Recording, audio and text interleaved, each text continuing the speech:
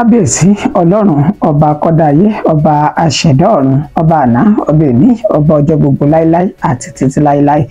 A kú dédé àsìkò yìí níbi yòówù kẹtì láǹfààní láti máa darapọ̀ mọ́ mi lórí ìkànnì Àrólé Baba 1010 TV níbi tá a ti ṣe bẹ́ẹ̀ múròyìn wá lájẹ́ ọba alẹ́ bí nǹkan ṣe ń lọ káàkiri orígun mẹ́rẹ̀ẹ̀rin àgbáláyé.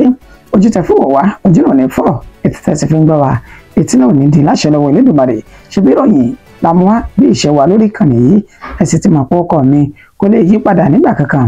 Àyànfẹ́ Elédùmarè òun ló kọ tí mi ń jẹ́ kókó inú ìròyìn rẹ̀ àgbéyẹ̀wò náà ṣáájú ẹ̀kúnrẹ́rẹ́ inú ìròyìn náà. Lẹ́yìn tí Peter Obi pariwo síta fún Tinubu láti darí wálé, Àtíkù náà mọ̀ ti pèpè kí ààrẹ Bọ́lá Ahmed Tinubu kó darí wálé báyìí o pẹ̀lú bí ìpànìyàn ṣe ń fojoojúmọ́ ṣẹlẹ̀ lórílẹ̀‐èdè Nàìjíríà. Pẹ̀lú bí ètò ìgbaniwọlé ṣe ń lọ lọ́wọ́ báyìí fún iṣẹ́ ọmọ ogun ilẹ̀ yìí, àwọn ènìyàn tí kò lé ní 200 péré wọn ni wọ́n forúkọ sílẹ̀ nínú àwọn ọmọ Ìgbò. Iléeṣẹ́ ọmọ ogun ilẹ̀ yìí wọn ló pariwo náà síta. Ẹ jẹ́ ká lọ pàdé ní olú-ìlú ilẹ̀ yìí tí í ṣe Àbújá o.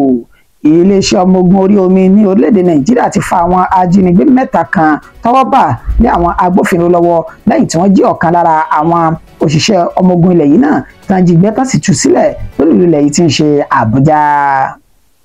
Irú ìròyìn tó farajọ èyí náà ni ti àwọn ògbólógbòó adigunjalè tọ́wọ́ bà nílùú Àbújá náà pẹ̀lú bí wọ́n sì ti gba ọkọ̀ tí wọ́n jí gbé lọ́wọ́ wọn àti ohun ìjà olóró. Àwọn jàǹdùkú ti ya wọ ilé mọ̀lẹ́bí Natasha Akpoti ní ìpínlẹ̀ Kogi, wọ́n bà dúkìá olówó iyebíye wọ́n bàjẹ́. Màálùú àwọn Fúlàní ní ìpínlẹ̀ Plateau ló jẹ májèlé tí 32 tán sì ti ṣe bẹ́ẹ̀ jáde láyé báyìí. Ikọ̀ ọmọ ogun ilẹ̀ yìí ti dá sọ̀rọ̀ náà o, wọ́n ní kó má bàa di wàhálà láàrin àwọn olùgbé agbègbè ọ̀hún àtàwọn Fúlàní darandaran. Ìpínlẹ̀ Èkó oníforí ọ̀rọ̀ mi tì sí ọwọ́ ti bá àwọn ènìyàn tí kò dín ní 20 tán lo egbògi olóró àti oògùn líle ní kọ̀rọ̀kọ́ndù ìpínlẹ̀ náà. Ìròyìn náà rèé lẹ́kùnrẹ́rẹ́ báyìí.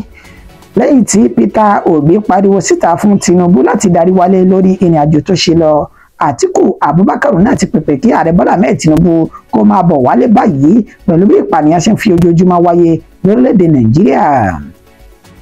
A ti mú ìròyìn náà wá ṣáájú àsìkò yìí níbi tí ẹni tó jẹ́ olùdíje sí ipò ààrẹ lẹ́gbẹ́ òṣèlú Labour Party tọdún 2023 Peter Obi tó ti ránṣẹ́ sí ààrẹ Bọ́lá Ahmed Tinubu lánàá òde yìí wípé káàrẹ tètè ṣẹ́rí wálé pẹ̀lú bí ìpànìyàn ṣe ń fi ojoojúmọ́ àti gbogbo ìgbà tó fi ń lé sí lórílẹ̀‐èdè Nàìjíríà nípa ìkọlù kọgbà àwọn oníṣẹ́ láabi agbébọn tán ṣe ní ìpínlẹ̀ Plateau tó tún rìn dé ìpínlẹ̀ Benue, ìpínlẹ̀ Borno àti Zamfara níbi tí àkọsílẹ̀ ènìyàn tí ó ti ń súnmọ́ 200 tí wọ́n ti jáde láyé láàrin ọ̀sẹ̀ 2 péré láàrẹ Bọ́lá Ahmed tó fi orílẹ̀-èdè Nàìjíríà sílẹ̀ ní ṣe ni oríṣiríṣi àwọn ènìyàn jàǹkàn amòfin àtolóṣèlú tátánà sẹ́sàrẹ Bọ́lá Ahmed Tinubu wípé kó darí bọ̀ wá sílẹ̀ pẹ̀lú bí ilé rẹ̀ bí kò ṣe tò lásìkò yìí tó sì wá lọ fìdí kára orílẹ̀-èdè Faransé tó ṣe ìrìn àjò láti ọjọ́ kejì inú oṣù kẹrin ọdún táwọn yìí wàyí ò olùdíje sí ipò ààrẹ náà nínú ẹgbẹ́ òṣèlú PDP Alhaji Atiku Abubakar Enumiago òun náà ti ṣe bẹ́ẹ̀ ránṣẹ́ sí ẹni tó jẹ́ ààrẹ Bọ́lá Ahmed Tinubu wípé kó tètè ṣẹ́rí padà wá sílẹ̀ pé pẹ̀lú bí nǹkan ṣe ń lọ lórílẹ̀‐èdè Nàìjíríà yìí ó ní láti tètè padà wá àfi tó bá jẹ́ aláìlákàsí àti aláìlákàkún ènìyàn ni ààrẹ Bọ́lá Ahmed Tinubu jẹ́ ó ní kò fi ní tètè padà wá sí ilé báyìí ni Àtíkù Abubakar ló fi èyí lóde láti ọ̀dọ̀ ẹni tó jẹ́ agbẹnusọ rẹ̀ Paul Ibe tó fi sójú òpó ayélujára ní ìgbà tí ó ń ṣe ní àlàyé wípé ààrẹ Bọ́lá Ahmed Tinubu èyí tẹ́ lò lórí àjò náà ó ti tó gẹ́ ẹja wá ojútùú sí ìpànìyàn tó ń lọ nípínlẹ̀ Plateau, Benue àtàwọn agbègbè míì lórílẹ̀‐èdè Nàìjíríà. Pẹ̀lú bí ètò ìgbaniwọlé ṣe ń lọ lọ́wọ́ báyìí fún iṣẹ́ ọmọ ogun ilẹ̀ yìí, àwọn ènìyàn tí wọn kò lé ní 200 péré òun ni wọ́n sọ dípò pé wọ́n forúkọ sílẹ̀ láàrin àwọn ọmọ Ìgbò ní iléeṣẹ́ ọmọ ogun ilẹ̀ yìí tó fi ìròyìn náà tó fi léde. Gẹ́gẹ́ bí àlàyé tí ẹni tó jẹ́ ọ̀gá àti aṣáájú tó wà ní tó wà ní agbọn ìgbaniwọlé iléeṣẹ́ ọmọ ogun ilẹ̀ yìí ti ìpínlẹ̀ Anambra Brigadier General Chima Ikeato tó fi léde síta lásìkò tó ń ṣe bẹ́ẹ̀ ṣe ìlanilọ́yẹ̀ fáwọn ọ̀dọ́langba nínú ìlú tí wọ́n fi orúkọ sílẹ̀ láti darapọ̀ mọ́ ikọ̀ ọmọ ogun ilẹ̀ yìí. Níṣe ni Brigadier General Chima ló ṣe ní àlàyé pé ní gbogbo kọ̀rọ̀kọ́ndù ilẹ̀ Ìgbò náà ó ṣe ni kò tí ì ju ènìyàn tí òǹkà wọn jẹ́ 200 péré 200 tí wọ́n fi orúkọ sílẹ̀ láti jẹ́ ọmọ ogun ilẹ̀ yìí kàkà kí òǹkà wọn kó fi pọ̀ kó sì rú gọ́gọ́ sókè bíi ti àwọn agbègbè míì níbi tá ti rí àkọsílẹ̀ ènìyàn tí kò dín ní 4000 tí wọ́n ti fi orúkọ sílẹ̀ láti di ọmọ ogun ilẹ̀ yìí. Ó ní ọ̀rọ̀ kò rí bẹ́ẹ̀ o ní gbogbo kọ̀rọ̀kọ́ndù ilẹ̀ Ìgbò pẹ̀lú báwọn tó jẹ́ 200 péré wọ́n sì fi orúkọ sílẹ̀ náà. Ẹ̀ sì wá rántí wípé ẹni tó jẹ́ agbẹnusọ fún ikọ̀ IPOB ní ilẹ̀ Ìgbò new Emma Powerful olóòtú ọkọ̀ fi ìròyìn náà léde tó ti ń ṣe bẹ́ẹ̀ ṣe ìkìlọ̀ fáwọn ọ̀dọ́langba ní kọ̀rọ̀kọ́ndù ilẹ̀ Ìgbò ọ̀hún pé kí wọ́n ṣọ́ra wọn kán jìnà sí ìforúkọsílẹ̀ àbí ìdarapọ̀ mọ́ iṣẹ́ ọmọ ogun ilẹ̀ yìí èyí tí wọ́n ń ṣe bẹ́ẹ̀ gbẹ̀nìyàn wọlé lọ́wọ́ lásìkò yìí. Ó nítorí wípé ogun tí wọn ò mọ̀ nípa rẹ̀ ó ní wọ́n fẹ́ lọ máa jà àti pé tá bá darapọ̀ mọ́ ikọ̀ ọmọ ogun ilẹ̀ yìí ìpakúpa ó ní àwọn agbésùmọ̀mí tó jẹ́ ti Boko Haram àti ISWAP ni wọ́n ò pa wọn ní orílẹ̀-èdè Nàìjíríà. Bẹ́ẹ̀ náà ló tún rán wọn létí pé rántí pé ọdọọdún wọn náà máa ń ṣe bẹ́ẹ̀ gba òbítíbitì àwọn ọmọlédè Nàìjíríà sínú iṣẹ́ ọmọ ogun ilẹ̀ yìí. Ó ní ẹbí wọn léèrè àwọn tó ti gbà láti ẹ̀yìn wá ibo náà wà báyìí, àwọn tó ti sọnù, àwọn tó ti kú, àwọn tó ń bẹ lórí ìdùbúlẹ̀ àìsàn. Ó ní orílẹ̀-èdè Nàìjíríà kò ṣetán láti ṣe ìrànlọ́wọ́ kankan fáwọn ènìyàn tó wà ní inú iṣẹ́ ọmọ ogun. Ó ní fún ìdí èyí ó ń rọ àwọn ọmọ tó jẹ́ Ìgbò tí àwọn jọ wà nínú ikọ̀ IPOB yìí ká má jìnnà sí àǹforúkọsílẹ̀ láti darapọ̀ mọ́ iṣẹ́ ọmọ ogun ilẹ̀ yìí. Wàyí o níṣe ni wọ́n ní òǹkà àwọn tí kò dín ní 200 tí kò sì lé ní 200 ó ní wọ́n sì ti forúkọ sílẹ̀ gẹ́gẹ́ bí ìròyìn náà ó sì ti ń jáde báyìí. Ẹ jẹ́ ká lọ pàdé ní olú-ilẹ̀ tí í ṣe Àbújá. Iléeṣẹ́ ọmọ ogun orí omi ilẹ̀ yìí ti fa àwọn ajínigbé mẹ́ta kan tọ́wọ́ bà lé àwọn agbófinró lọ́wọ́ lẹ́yìn tí wọ́n tú ènìyàn wọn tí wọ́n jí gbé sílẹ̀ kúrò lákàtà wọn ní olú-ilẹ̀ tí í ṣe Àbújá. Ẹni tó jẹ́ apàṣẹ fún iléeṣẹ́ ọmọ ogun orí omi ẹ̀ka ti olú-ilẹ̀ tí í ṣe Àbújá Olúṣèyí Ọládépọ̀ ó ní ó ṣe àlàyé ọ̀rọ̀ yìí lásìkò tó ń ṣe bẹ́ẹ̀ fa àwọn oníṣẹ́ láabi ajínigbé tí ọwọ́ bá àwọn mẹ́ta ọ̀tọ̀ọ̀tọ̀ gẹ́gẹ́ bí ó ṣe ṣe ní àlàyé wípé ní ọjọ́ 21 oṣù kẹta ọdún 2025 ó ní wọ́n jí ènìyàn wọn kan tó jẹ́ ara àwọn òṣìṣẹ́ ọmọ ogun orí omi ilẹ̀ yìí tán jí gbé ní ilé rẹ̀ níbẹ̀ ní Mpape ní olú-ilẹ̀ tí ń ṣe Àbújá. Látìgbà náà ó ní wọ́n ti bẹ̀rẹ̀ sí ní tọpinpin àwọn ènìyàn ọ̀hún láti tọpinpin wọn títí láti olú-ilẹ̀ tí ń ṣe Àbújá dé ìpínlẹ̀ Nasarawa níbi tó ti ní ọ̀n ṣe bẹ́ẹ̀ fi páńpẹ́ òfin mú àwọn mẹ́ta tí wọ́n jọ ṣe iṣẹ́ burúkú yìí láti jẹ́ ọmọ ogun orí omi yìí tán jọ jí gbé. Wàyí o níṣe ni wọ́n ti fà lé àwọn iléeṣẹ́ ọlọ́pàá ẹ̀ka tí olú-ilẹ̀ tí ń ṣe Àbújá tó ti fa àwọn mẹ́tẹ̀ẹ̀ta lé wọn lọ́wọ́ báyìí láti gbé ìgbésẹ̀ èyí tó tọ́ pẹ̀lú èyí tó yẹ lórí wọn láti ti mọ ntòkàn láti ṣe lórí ọ̀rọ̀ ajínigbé tí wọ́n ẹ̀sùn ajínigbé èyí tí wọ́n fi kàn wọ́n. Irú ìròyìn tó tún farajọ eléyìí náà ní ti àwọn ògbólógbò adigunjalè tọ́wọ́ bà ní olú-ilẹ̀ tí ń ṣe Àbújá pẹ̀lú ọkọ̀ tí wọ́n jí gbé àti ohun ìjà olóró tágbà lọ́wọ́ wọn. Ìṣẹ̀lẹ̀ tó wáyé ní ọjọ́ 14 inú oṣù kẹrin ọdún tí a wà yìí pẹ̀lú bí ẹni tí ọ̀rọ̀ náà kàn Gloria Ashangi tó jẹ́ olùgbé agbègbè tó pè ní Gwanripa ní èyí tó ṣe ní àlàyé wípé àwọn oníṣẹ́ láabi adigunjalè náà ṣe ìkọlù sí òun tí wọ́n sì gba ọkọ̀ Toyota Camry rẹ̀ tí wọ́n gbà ní ọwọ́ rẹ̀ ní agbègbè tí wọ́n pè ní Gwanripa yìí nínú ètò ṣiṣẹ́ ní àlàyé fún iléeṣẹ́ ọlọ́pàá tí ń bẹ ní Wùsé ní àsìkò náà làwọn ènìyàn náà gbé ìgbésẹ̀ inú àwọn agbófinró láti tọpinpin àwọn adigunjalè náà dé agbègbè tó pè ní Kubwa níbi tí wọ́n ti ní ọwọ́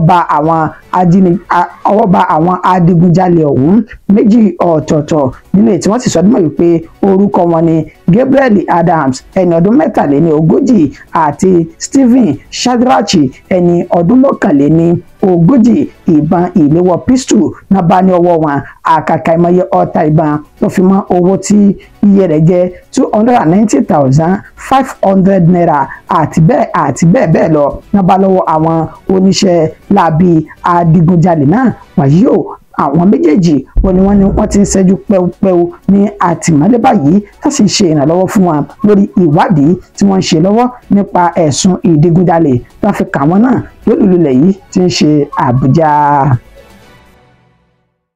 Àwọn jàǹdùkú náà ti ṣe bẹ́ẹ̀ ya wọ ilé mọ̀lẹ́bí Natasha Akpoti ní ìpínlẹ̀ Kogi wọ́n bà ọ̀gọ̀rọ̀ dúkìá olówó iyebíye jẹ́ ní inú ilé náà. Nílé mọ̀lẹ́bí sẹ́nitọ̀ tó ń ṣojú àárín gbùngbùn ìpínlẹ̀ Kogi Natasha Akpoti Oduaga èyí tí ó wà ní Obe-Iba-Ima ìjọba ìbílẹ̀ Òkèyí ní ìpínlẹ̀ Kogi ó ní ìròyìn náà ó ní ó fi ń tó wa létí wípé àwọn jàǹdùkú tó tún jẹ́ agbébọn ó ní wọ́n dì hámọ́ra ogun pẹ̀lú ìbọn lọ́wọ́ wọn àdá àti oríṣiríṣi ohun ìjà olóró míì tí wọ́n ṣe ìkọlù sí ilé ọ̀hún ní ọjọ́ 15 inú oṣù kẹrin ọdún 2025 tá a wà yìí ní nǹkan bí dédé aago kan òru tí wọ́n sì bẹ̀rẹ̀ sí ní ba dúkìá àwọn ènìyàn náà tí wọ́n bàjẹ́ ẹni tí ó jẹ́ ẹ̀ṣọ́ aláàbò tó ga jùlọ fún sẹ́nitọ̀ Natasha Akpoti inú Yakubu Ovanja olófin ìròyìn náà tó àwọn agbófinró létí nílé tí wọ́n sì ní àwọn agbófinró pa kìtìmọ́lẹ̀ lọ ṣe àbẹ̀wò síbi tí ìṣẹ̀lẹ̀ ọ̀hún tó ti wáyé wọ́n sì ní ká tó débẹ̀ níṣe ni àwọn jàǹdùkú náà ti bẹ́ẹ̀ sẹ́ wọn sọ̀rọ̀ wọ́n sì bà ọ̀pọ̀lọpọ̀ dúkìá jẹ́ àdúpẹ́ wípé kò sí ẹ̀mí ẹnikẹ́ni tí ó bá ìṣẹ̀lẹ̀ náà tó bá lọ bẹ́ẹ̀ wọn ò ní àkọsílẹ̀ pé ẹnikẹ́ni ó fi ara gbọgbẹ́ lásìkò táwọn ènìyàn náà ń ṣe ìkọlù ọ̀hún ní ṣe ni ẹni tó jẹ́ sẹ́nitọ̀ Natasha Akpoti kò tí ì sọ kankan lásìkò tá a fi kó ìròyìn yìí jọ bẹ́ẹ̀ iléeṣẹ́ ọlọ́pàá ní ìpínlẹ̀ Kogi ni àwọn ti ní àkọsílẹ̀ ìròyìn náà lọ́wọ́ báyìí tá sì ti ṣe àbẹ̀wò síbi tí ìṣẹ̀lẹ̀ náà tó ti wáyé gan-an. Màlúù àwọn Fúlàní ní ìpínlẹ̀ Plateau èyí tí òǹkà rẹ̀ jẹ́ 32 ó ní wọ́n jẹ májèlé tí wọ́n sì gba èkuru jẹ lọ́wọ́ ẹbọra tán ti kú fínfín báyìí ní ṣe ni ọmọ ogun ilẹ̀ yìí náà ti sáré lọ sí ibi tí ìṣẹ̀lẹ̀ náà ti ṣẹlẹ̀ láti jẹ́ kí wọ́n pẹ̀tù sí ìjà tó ṣeéṣe kó bẹ́ sílẹ̀ láàrin àwọn Fúlàní àti àwọn olùgbé agbègbè náà ní ìpínlẹ̀ Plateau.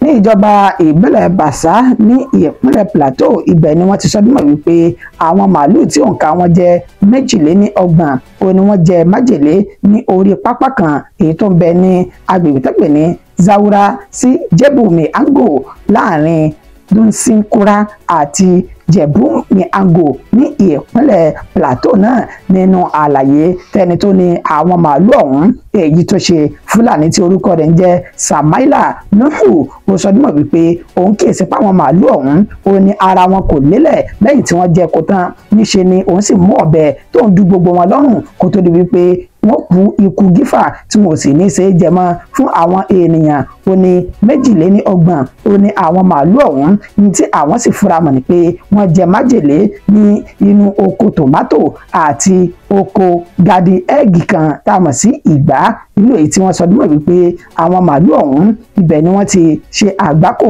májèlé ikú òjijì tó ṣe bẹ́ẹ̀ tó ṣekú pa wọn èyí ló wá fà á tí ikọ̀ ọmọ ogun ilẹ̀ yìí Operation Safe Haven ní ìpínlẹ̀ Plateau wọ́n tètè pa kìtìmọ́lẹ̀ láti ṣe àbẹ̀wò síbi tí ìṣẹ̀lẹ̀ ọ̀hún ti ṣẹlẹ̀ níbi tá ti bá àwọn Fúlàní ọ̀hún ní gbólóhùn pẹ̀lú ẹni tí ọ̀rọ̀ náà kàn láti lè jẹ́ kí wọ́n mọ̀ wípé àwọn ti bẹ̀rẹ̀ ìgbésẹ̀ àwọn lórí àwọn màálùú ọ̀hún tí wọ́n jẹ májèlé ó sì rọ àwọn Fúlàní náà pé kí wọ́n sì ṣe sùúrù kí wọ́n má ṣe bẹ́ẹ̀ fi oró ya oró kán sì má ṣe ìkọlù èyí tó lè dá wàhálà àti làásìgbò sílẹ̀ láàrin àwọn olùgbé agbègbè ọ̀hún àti àwọn Fúlàní darandaran tí wọ́n ní màálùú náà ìṣẹ̀lẹ̀ màálùú tó ń jẹ májèlé ó ní kì í ṣe àkọ́kọ́ tí kì í ṣe ẹ̀kejì ní orílẹ̀-èdè Nàìjíríà báyìí pẹ̀lú bá ṣe ti mú ìkan wá níbi ọ̀sẹ̀ mélòó kan sẹ́yìn níbi tí arákùnrin kan ní ìpínlẹ̀ Benue tó ti ṣe bẹ́ẹ̀ fi màálùú tó ti fi ṣe bẹ́ẹ̀ fi májèlé sí inú oko rẹ̀ èyí tí àwọn Fúlàní darandaran tí wọ́n da màálù wọn wọbẹ̀ táwọn màálù náà sì ń kú ní ọ̀kọ̀ọ̀kan èjèèjì ti ìpínlẹ̀ Plateau yìí. Ó ní ẹ ń wo àwọn àwòrán rẹ̀ èyí tí ó ti dú àwọn màálù náà lọ́rùn látàrí pé ká má bàa kú ikú gífà èyí tí wọn kò ní wúlò fún àwọn ènìyàn mọ́. 32 òun ni màálù tó jẹ májèlé ní orí pápá ní ìpínlẹ̀ Plateau. Ìpínlẹ̀ Èkó ò ní fi orí ọ̀rọ̀ tì sí fún ti àsìkò yìí. Ọwọ́ ti tẹ àwọn ènìyàn tí kò dín ní 20 tó ń lo egbòogi olóró àti oògùn líle ní kọ̀rọ̀kọ̀ndù ìpínlẹ̀ náà. Àjọ wọléwọlé tá ṣe àbẹ̀wò sí agbègbè tí wọ́n pè ní Gowon Estate àti àwọn agbègbè tó wà ní ìtòsí rẹ̀ níbi tá ti rí Wọlé ọmọ Ọ̀ṣọ́ àti Ido Ani ọjà Ẹgbẹ́dá òpópónà Ẹgbẹ́dá sí Ìdímù ní ìpínlẹ̀ Èkó níbi tá ti sọ dímọ̀ wípé àwọn ènìyàn náà ni wọ́n kóra wọn jọ sí ibùba agbègbè yìí tí wọ́n sì ń gbé tí wọ́n ń lo egbògi olóró líle àti àwọn oògùn míì tí ó le púpọ̀ jù níbẹ̀ tí wọ́n ní wọ́n ń tà wọ́n rà á fún àwọn oníbàárà wọn kó tó di wípé àwọn àjọ wọléwọlé ti ìpínlẹ̀ Èkó wọ́n ṣe àbẹ̀wò àti ìkọlù síbi tí ìṣẹ̀lẹ̀ náà ti ń ṣẹlẹ̀. A ṣe àfihàn fídíò rẹ̀ tí ó máa mú ẹ̀kúnrẹ́rẹ́ ìròyìn náà wá níparí gbogbo ìròyìn wa fún ti àsìkò yìí. Ǹjẹ́ kì í dùn kó pọ̀ ṣókí òun náà ni ọbẹ̀ oge màdẹ́màgẹ̀ ẹ ṣáàdì pé fìlà mi ń kọjá ìpéǹpéjú èyí tó túmọ̀ sí pé yín máa ṣẹnu mi ní dédé síbí fún ti àsìkò yìí ní agbami ìròyìn wa fún ti àkókò yìí. A tún padà máa mú ìròyìn míì wá láìpẹ́ fún wa. Ẹ dákun ẹ dábọ̀ bẹ́ẹ̀ bá ti ń wà wọn ètò wa àtàwọn ìròyìn yìí ẹ máa bá gbìyànjú láti máa share rẹ̀ káàkiri kí ẹ máa fi ti ìrántí wa lọ́wọ́. Elédùmarè yóò sì máa jẹ́ olùrànlọ́wọ́ fún oníkùlùkù wa ní gbogbo àyè àti gbogbo ibi tó wù kálẹ̀ wà. Ó dàbọ̀ fún ti àsìkò yìí.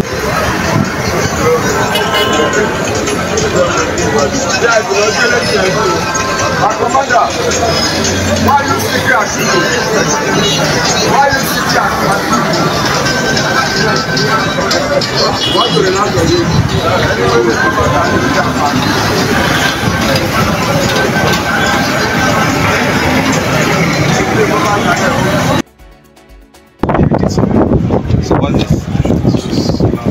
Loud. You purchased this? Let me see, right? Let me see now. Why are you covering it? Okay. How much did you buy this? 60. You bought it there too? No, I didn't buy it there. You came with it? Separately. Where did you buy this? This is just a guy. I know. Where did you get it? From just around Market. Yeah, okay. So this one, open your hands now. Why are you doing like an handicap like this? How much did you buy this? Just 5,000 grams. So how many grams is this? 2 grams. That this 10,000. The whole of this. Too much. So you bought this 10,000 and you came with this friend. No, I didn't go there with her. But you went out with her, right? No, we met at that spot there. We used to know each other. Okay. So we met at that spot there. So while I was buying, she was trying to use. Where do you live? I'm living for Lagos. Yeah, for Lagos. I'm living in Barua. Barua is right. Barua is right. Where were you arrested? That's one road. What do you do? What's your business? I can't lie to you. Talk to you to get